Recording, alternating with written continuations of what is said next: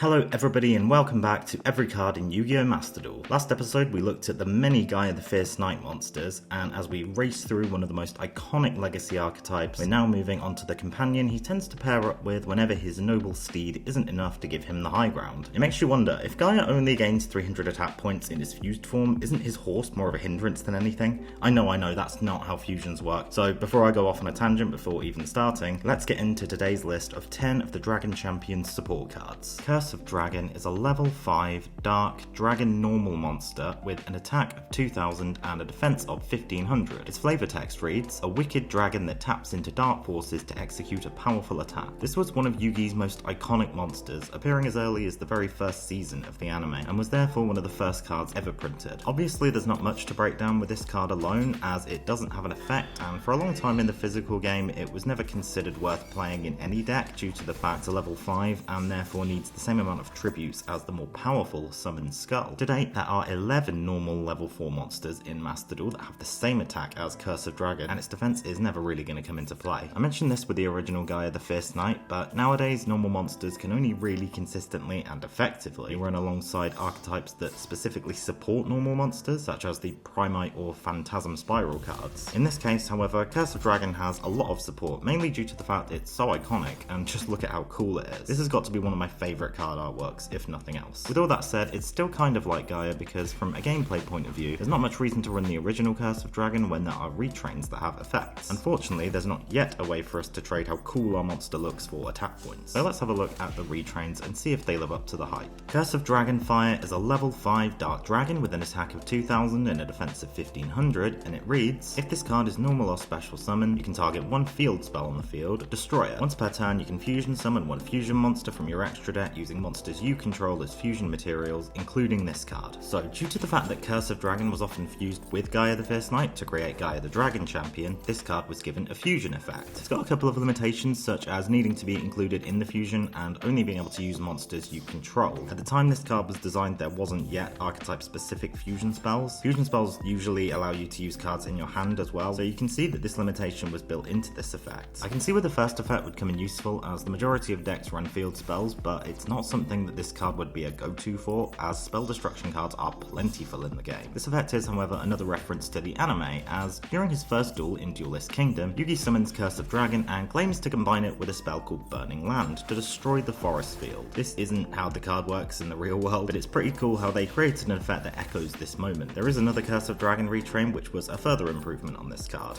Curse of Dragon the Cursed Dragon is a level 5 dark dragon with an attack of 2000 and a defense of 1500, and its effect is, if this card is normal or special summoned, you can add one spell trap from your deck to your hand that specifically lists Gaia the Dragon Champion in its text. If this card is sent to the graveyard, you can target one Gaia the Dragon Champion in your monster zone. Negate the effects of face-up monsters your opponent currently controls with attack less than or equal to it until the end of this turn. You can only use each effect of Curse of Dragon the Cursed Dragon once per turn. The first effect is a really solid search effect, with the obvious target being the spell card Spiral Fusion. I will break down all of the spells and traps as I go, but effects like this always have the potential to become more useful in future if a powerful target is released. Its second effect is alright. You probably know by now how powerful negates are, but the specificities of this do make it quite hit and miss. First off, you need to make sure it's actually sent to the graveyard, not banished from the graveyard or shuffled into the deck. Secondly, you need to have a Gaia the Dragon Champion in your monster zone that is targetable. This is made a bit easier by the fact that the Dragon Fusion monsters which list Gaia the Fierce Knight as material have effects changing their name to Gaia the Dragon Champion on the field. We'll get to those later because the ins and outs of what counts as what name are too much for me to be bothered to get into right now. I've already said the word Gaia so much it's lost all meaning. Thirdly, you need to actually have something to negate, and if your opponent has more powerful monsters, or indeed no monsters on the field, there's nothing to negate. Compare this to something like Psy-Frame Gear Gamma, which can, at a quick effect speed, special summon itself and another monster from the hand, deck, or graveyard, and negate an opponent's monster effect. You might be saying, well, you have to control no monsters to activate that effect. Well, okay, good point. Let's simplify things with one of the classic hand traps, Effect Veiler. On your opponent's turn, it can send itself to the graveyard, target an opponent's monster, and negate its effects. Obviously, this one is very generic and it can be run in just about any deck, but it does set a precedent for what a powerful negate effect looks like. This logic about spell speed applies to all kinds of effects. One of the strongest archetypes in the game currently is the Cool Tune archetype, and the reason for that is that those monsters have very consistently strong effects when they're sent to the graveyard as synchro material, and some of the cards have quick effects, meaning you can interrupt your opponent's turn even even on the first turn going second. When powerful effects are worked into an archetype's engine, that's when you see a deck become more consistent. Why am I going off on a tangent about quick effects and hand traps now though? Bringing it back to Curse of Dragon, the Cursed Dragon, we can see that it doesn't compare to meta strength at all, and that is of course intentional. If a card in what is seen as a legacy archetype has something like a negate, it's usually been intentionally limited. I don't want this to seem like a criticism either, I just know everyone likes to play this game in their own way, and I wouldn't want anyone to expect a close game against a tier 1 deck with something that is very much in the lower leagues. With all of that said, it can still be just as fun to pull off a challenging effect as it is to play with uber powerful cards. One more thing, this card is clearly the most impressive Curse of Dragon incarnation to date. Why does it look like it's melting in the artwork? I actually really like most of the art in this deck, but this one could have been better. Let's now talk about a card called Skilled Blue Magician. It's a level 4 dark spellcaster with an attack and defense of 1800. Its effect is, each time a spell card is activated, place 1 spell counter on this card when the spell resolves, max 3. You contribute this card with 3 spell counters on it, special summon 1 Gaia the Fierce Night monster from your hand, deck, or graveyard. You can banish this card from your graveyard, then target 1 card you control that you can place a spell counter on, place 1 spell counter on it. Spell counter effects aren't inherently bad, but it does add yet another mechanic to a game which infamously has too many mechanics. This one is kind of similar to Royal Magical Library, which can draw you a card once it gathers 3 spell counters. That seems a lot better than special summoning a Gaia monster, so I think this one just suffers from a lot of being designed during the era that it was. Of course, there are other things you can do, such as reset Super Soldier Shield or activate the effect of...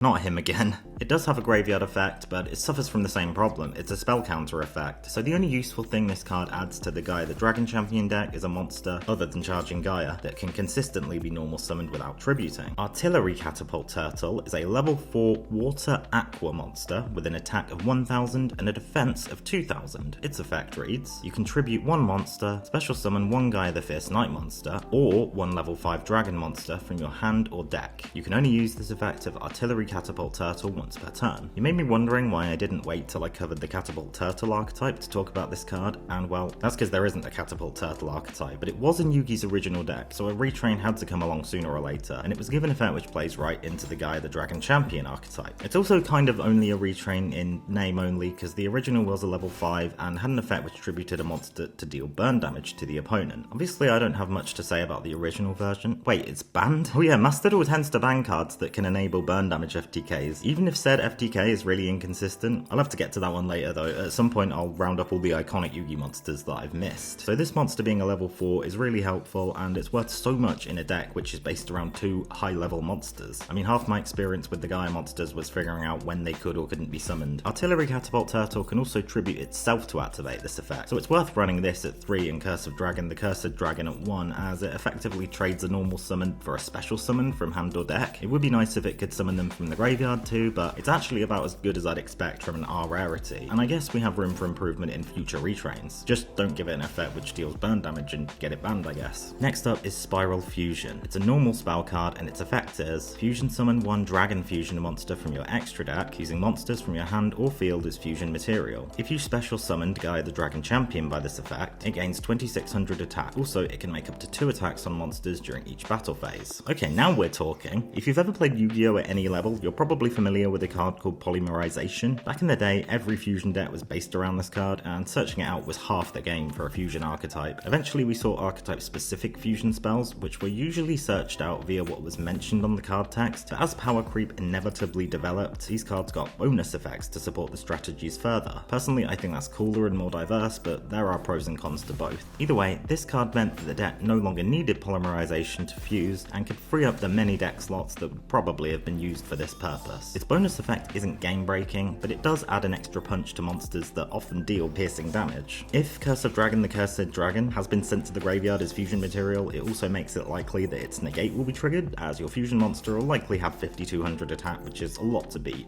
Galloping Gaia is a field spell which reads, your opponent cannot activate cards or effects during the battle phase while Gaia the Dragon Champion is in your monster zone. You can activate one of the following effects. You can reveal 1 Gaia the Fierce Night monster in your hand, add 1 level 5 dragon monster from your deck to your hand. You can reveal 1 level 5 dragon monster in your hand, add 1 Gaia the Fierce Night monster from your deck to your hand. You can only use this effect of Galloping Gaia once per turn. I really like it when a card has 2 effects, and the 2 effects are like the opposite of each other. In this case, it adds a lot of consistency to the deck as well. I've talked about about Gateway to Chaos before, and that's worth running in this deck too, as on activation it can search out a Gaia monster. If you've got both field spells in hand, you can then replace it with Galloping Gaia and reveal that monster in hand to search Curse of Dragon. Preventing your opponent from activating effects during the battle phase is a great effect too, and it's worth skipping the plays in your main phase in order to take advantage of this. I've talked about this deck being a bit slow, and this card is too, but once you've got an advantage, there are a fair few ways to close out your opponent and push for victory, and this card is one of the key pieces of that game plan. Spiral Spear Strike is a continuous spell with the following effect. If Gaia the Fierce Knight, Swift Gaia the Fierce Knight, or Gaia the Dragon Champion you control attacks a defense position monster, inflict piercing battle damage to your opponent. If Gaia the Dragon Champion inflicts battle damage with this effect, draw 2 cards, then discard 1 card. This card is definitely worth running at 1 copy as it's easy to search out and can help push for a win via piercing damage. It's worth being aware that whilst most people won't set monsters in defense mode when they know you'll still deal damage, there's also effects in the archetype to switch the battle position of a monster. People also tend to leave monsters in defense mode all the time due to cards like Lightning Storm and Mirror Force. This one isn't a must-have, but what more do you expect from an N rarity? Next up are the Gaia the Dragon Champion trap cards. First off, we've got Spiral Reborn, which is a normal trap, and it reads, target 1 level 7 or lower dragon monster in your graveyard, special summon it. If you special summoned a Gaia the Dragon Champion by this effect, your opponent cannot target it with card effects, and it cannot be destroyed by their card effects. You can only activate 1 Spiral Reborn per turn. This card's effect is good, and just has the drawback of being a trap card, and therefore needing to be set for a turn before activation. Other than that, its first effect is a pretty standard archetypal reborn effect, but it does have the bonus second effect of providing some targeting protection. It's not bad, but it does feel like it's filling up the numbers in Spiral Spear Strike a little bit here. That's the name of the structure deck. And finally, Spiral Discharge is a continuous trap, and its effect is, while Gaia the Dragon Champion is in your monster zone, your opponent's monsters can only target Gaia the Dragon Champion for attacks. When an attack is declared involving your Gaia the Dragon Champion, you can target 1 card on the field, destroy it. You can only use this effect of Spiral Discharge once per turn. I can see the logic here. Force your opponent to only attack your Gaia, then when they do, destroy the monster. That works really well if you're up against an opponent who runs nothing but normal monsters. Here's the thing, if you have a monster with 5200 attack on the field, your opponent probably wasn't going to destroy it by battle anyway. Most decks use the battle phase as the last resort when it comes to removing a big monster. It's not like this card adds nothing, of course. It's still an obstacle they have to take into account, but if you draw this or the previous trap card that I spoke about on your opening hand, it doesn't help you build up your field at all. This is relevant for most trap cards, and most people feel that a trap effect has to be really powerful in order to sacrifice a deck slot to it. It's just kind of the way of the game. I would have been interested to see a counter trap in this archetype. In fact, let me do something.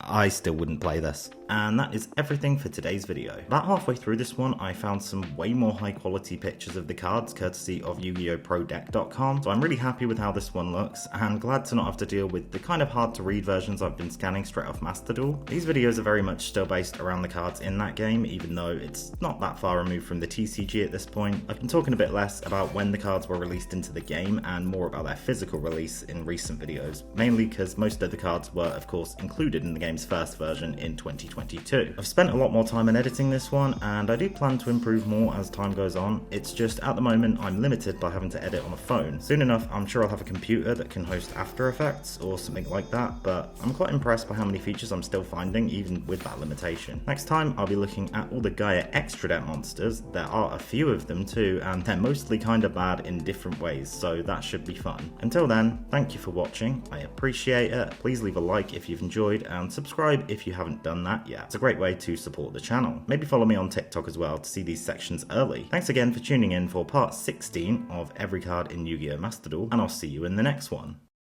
I've been scanning straight off Master Duel. Master Duel? Oh no!